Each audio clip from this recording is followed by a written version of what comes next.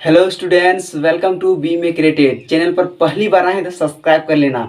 आज के लेसन में हम लोग क्लास 12 के हिंदी कोर के सिलेबस को देखने वाले हैं। मतलब हिंदी कोर में क्या क्या पढ़ना है, हिंदी इलेक्टिव के बारे में आज नहीं बता रहे हैं। आप लोग हिंदी कोर में आपको क्या क्या पढ़ना है पूरा आपको इस वीडियो में आपको पूरा एकदम एक्सप्लेन करके बता दे रहे हैं। ओके, तो देख सकते हैं आपको यहाँ पर आपको लिख कर आपको बताते हैं कि आपको क्या क्या पढ़ना है और क्या क्या नहीं पढ़ना है। ओके, तो इस सिलेबस के बारे में जानना बहुत ही ज़रूरी है। ओके, तो चलिए आपको बताते हैं जल्दी से कि हिंदी कोर में आपको क्या क्या पढ़ना है। तो वीडियो को थोड़ा सा भी स्किप मत करना, अदरवाइज समझ में बिल्कुल भी नहीं आएगा। ओके, तो चलिए आपको बताते हैं। अगर ये सिलेबस को अगर आप जान गए तो समझ लिया टॉपर बन जाएंगे। तो सिलेबस को जानना बहुत ही अनिवार्य है।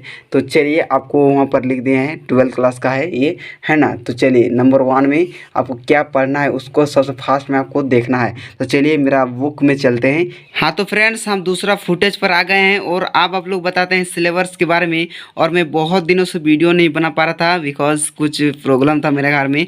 तो चलिए आज हम लोग क्लास 12 की आप लोग को टाइटल तो बता ही दिए हैं, आप लोग देख ही सकते हैं, टाइटल देख ही लिए हैं, थंबनेल भी देख लिए हैं। तो आज हिंदी आरोह को खंड में आपको क्या क्या पढ़ना है आपको देखने को मिल जाता है। आप लोग नंबर 1 में ये है आपको हरिवंश राय बच्चन, ये है लेखक। इसी के विषय पर आपको क्या क्या पढ़ना है, आत्म परिचय को पढ़ना है और एक गीत। अगर ये दोनों चैप्टर क्लियर करके ही आपको एग्जाम में बैठना है, अदरवाइज अगर नहीं क्लियर करके जाते हैं तो एग्जाम में तो बहुत ही प्रॉब्लम होगा और आप क्वेश्चन को भी सॉल्व नहीं कर पाएंगे। इसलिए आपको करके ही जाना है ये दोनों, है ना। ओके, चैप्टर को उसके बाद आपको क्या बनना है, आलोक धंधुआ को ये चैप्टर को भी कंप्लीट करना है। इसमें पतंग को, ये बहुत ही अच्छा चैप्टर है, कहानी जैसा है ना, पढ़ने में भी बहुत ही मज़ा आता है एंड बहुत ही मज़ा आ जाएगा। आपको इसको भी क्लियर कर ही लेना। उसका तीसरा में है कि कुंवर नारायण ये कवि है, इसमें क्या क्या पढ़ना है आपको, कविता के बहाने सीधी घी पर, इसको भी चैप्टर को क्लियर कर ही लेना है। ओके, उसके बाद आपको 4th में पढ़ना है कि रघुवीर सहाय को पढ़ के जाना है। ये कवि है, इसके लिखा है तो कमरे में बंद अपाहिज, इसको भी पढ़ के ही जाना है।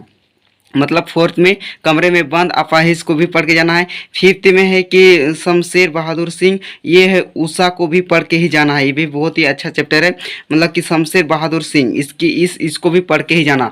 उसके बाद आना है सूर्यकांत त्रिपाठी निराला, इसको भी पढ़ना है, इसको भी पढ़ के ही जाना है एग्जाम देने के लिए।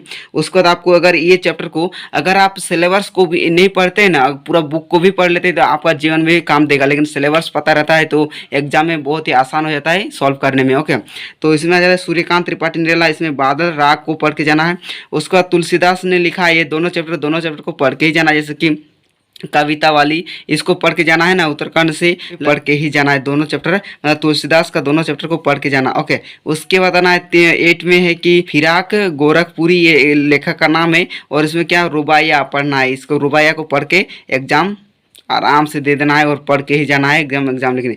उसके बाद 9th में है कि उमा शंकर जोशी, हम इस सिलेबस को लिख कर रखे हैं एंड आप लोग को बताने का हमको मौका मिला इसलिए आप लोग को बता रहे हैं। उसके बाद उमा शंकर जोशी ने लिखा है ये दोनों चैप्टर, जैसे छोटा मेरा खेत, इसको भी पढ़ना ही है। उसका बगुला के पंख, इसको भी पढ़ना है, दोनों चैप्टर, मतलब उमा शंकर जोशी में दोनों चैप्टर पढ़ना ही है।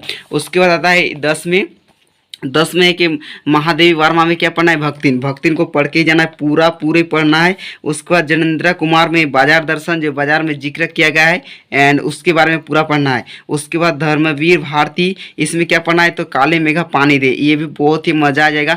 जितना कुछ है ना यहाँ पर सब आपको बहुत ही मज़ा आएगा पढ़ने में, एकदम कहानी जैसा आपको लगेगा एंड बहुत समझ में बहुत ही अच्छा लगेगा। उसके बाद है कि 13 में है फणीश्वर नाथ रेणु, इसमें पहलवान की ढोलक, इसको भी पढ़ के ही जाना है। उसके बाद है कि पढ़ना ही पढ़ना है ये जितना हम बता रहे हैं। उसके बाद है हजारी प्रसाद द्विवेदी, इसमें सीरीज के फूल, ये भी बहुत मज़ा आ जाता है पढ़ने में, है ना, सीरीज के फूल को। उसके बाद आता है 15 में है कि बाबा साहेब भीमराव अम्बेडकर में श्रम विभाजन और जाति प्रथा मेरी कल्पना का आदर्श समाज, मतलब कि इतना आपको पढ़ना ही है। उसके बाद आ जाता है हम लोग बितान सब्जेक्ट में। बितान में आपको क्या पढ़ना है कि सिल्वर वेल्डिंग को पढ़ना है और ये सिलेबस है 2023 से 2024 तक आपको, है ना। उसका बाद दूसरा सब हो जाएगा सिलेबस, आपको ये पढ़ना है। उसके बाद आपको क्या करना है, सिल्वर वेल्डिंग में आपको मनोहर श्याम जोशी में ये है। ओके, उसके बाद जूख में आपको आनंद यादव, ये लेखक का नाम है।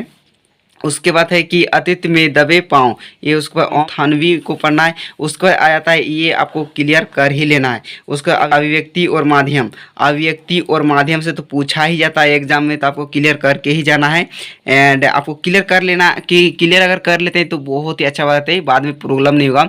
इसलिए अभिव्यक्ति और माध्यम को भी क्लियर, उसको इसमें क्या करना है, नंबर 1 में भिन्न माध्यमों के लिए लेखन, ये इसको भी क्लियर करना है। पत्रकारिता लेखन के लिए विभिन्न रूप और लेखन प्रक्रिया। तीसरा विशेष और लेखन और स्वरूप और प्रकार को क्लियर करना है। तीसरा में कैसे बनती है कविता। पांचवा में नाटक लिखने का व्याकरण। और 6 में कैसे लिखे कहानी। अगर 1 से 6 तक अगर क्लियर कर लेते हैं तो आपका ये अभिव्यक्ति के माध्यम में क्लियर हो जाएगा। तो ये है आपका 12th का सिलेबस, हिंदी कोर का सिलेबस है। अगर ये सब आपको क्लियर कर ही लेना है। उसके बाद अगर आप क्लियर कर लेते हैं तो आपको बहुत ही आसानी हो जाएगा, आपको एग्जाम में मतलब पूरा यूजफुल है। तो चलिए दोस्तों, आज के लेसन में इतना ही। फिर अगले बहुत ही इंटरेस्टिंग वीडियो में मिलेंगे। तब तक के लिए अपना ख्याल जरूर रखें और मेरा चैनल को सपोर्ट बनाए रखिए और सब्सक्राइब कर ही लेना। चलिए फ्रेंड्स, आज की वीडियो में इतना ही। तब तक के लिए आपका दिन मंगलमय हो। जय हिंद।